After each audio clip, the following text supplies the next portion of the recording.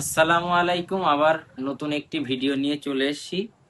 তো দেখতে পাচ্ছেন এটা গ্ল্যামার বাইকের ক্লাস কভার। তো ক্লাস কভারের এই যে বিয়ারিংটা আছে, তারপর মেন চেম্বারের এখানে যে বিয়ারিংটা থাকে, তো এইসব বিয়ারিং গুলো বার করতে গেলে এর তো পিছনের সাইড দিয়ে কিছু দিয়ে মারা যাবে না। তো এই বিয়ারিংটা যেমন পিছন দিক থেকে মারলে বার হয়ে যাবে, কিন্তু এসব বিয়ারিং তো পিছনটা ফিক্সড হয়। তো এগুলো বার করতে গেলে কিভাবে বার করার সিস্টেম, সেটা আপনাদেরকে আজকে বলবো। তো অনেকের হয়তো জানা থাকবে বিষয়টা, অনেকের হয়তো জানা নেই, তাদের জন্য বলবো। আমরা ভিডিও করার সময় তো সবসময় পেয়ে পেয়ে উঠিনি, তো যখন পাই সময় তখন টুকটাক ইনফরমেশন আপনাদের দেওয়ার চেষ্টা করি।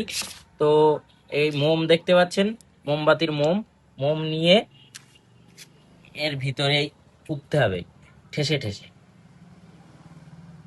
একদম খুবই সহজ ভাবে বার করার তরিকা হলো এই। এর ভিতরে মোমবাতি দিয়ে একদম ফিক্স এরকম একটা শ্যাপ নিতে হবে, নিয়ে ঠিক ওই জায়গাটায় আস্তে আস্তে মারতে হবে।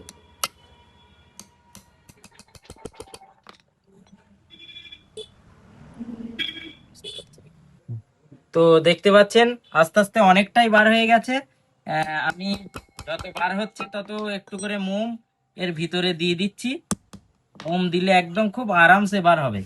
আর এর যে আহ, ঠোকার যে শ্যাপটা নিতে হবে, শ্যাপটা যেন এর বরাবর হয়, খুব একটা ছোট যেন না হয়। তো ফাইনালি প্রায় বার হয়ে গেছে। একদম দেখতে পাচ্ছেন কতটা বার হয়ে গেছে। খুব আসান তরিকায় এইভাবে বিয়ারিং বার করা যায়, কোনো রকম পেরেশানি ছাড়া।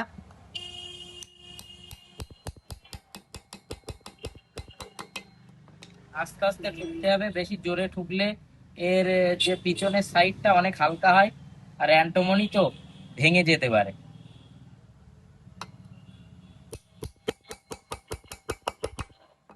দেখতে পাচ্ছেন বার হয়ে গেছে। এর ভিতরে মোমের প্রেসারটা এর ভিতরে যায় পিছন দিক থেকে, আর বার হয়ে যায়। দেখতে পাচ্ছেন কত সুন্দর বার হয়ে গেল, একদম আসান তরিকায়। তো এইভাবে আশা করছি বিয়ারিং গুলো বার করবেন। আর আমাদের চ্যানেলটাকে সাবস্ক্রাইব করবেন, লাইক করবেন, শেয়ার করবেন এবং আমাদের ভিডিও দেখতে থাকবেন।